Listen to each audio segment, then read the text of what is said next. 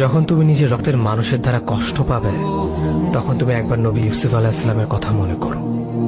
তিনি কিভাবে নিজের ভাইয়ের দ্বারা প্রতারিত হয়েছিল। যখন তোমার বাবা মা না বুঝে তোমার বিরুদ্ধাচরণ করে, তখন নবী ইব্রাহিম আলাইহিস সালামের কথা মনে করো।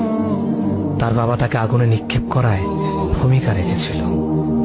যখন তুমি সমস্যা থেকে পরিত্রাণের জন্য কোনো পথ পাবে না, তখন ইউনূস আলাইহিস সালামের কথা ভেবো।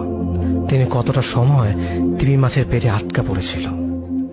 যখন তোমার নামে কেউ মিথ্যা অপবাদ ছড়িয়ে দেবে, তখন মা আয়েশা রাদিয়াল্লাহু আনহার কথা মনে করো।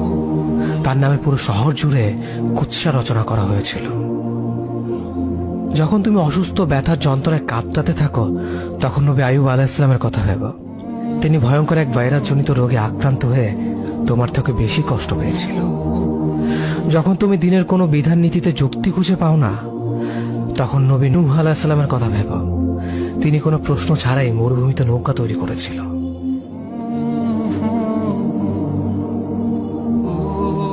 যখন তুমি আত্মীয়স্বজন, পরিবার, বন্ধু বান্ধবের কাছে হাসির পাত্রে পরিণত হও, তখন তুমি শেষ নবী হযরত মুহাম্মদ সাল্লাল্লাহু আলাইহি ওয়াসাল্লামের কথা ভেবো। রাসূল সাল্লাল্লাহু আলাইহি ওয়াসাল্লাম বলেছিলেন, সবচেয়ে বড় পরীক্ষা দিয়ে সব থেকে বড় পুরস্কার আসে। যখন আল্লাহ কাউকে ভালোবাসেন, তখন তাকে পরীক্ষা করেন, এবং যে এই পরীক্ষাগুলো মেনে নেয়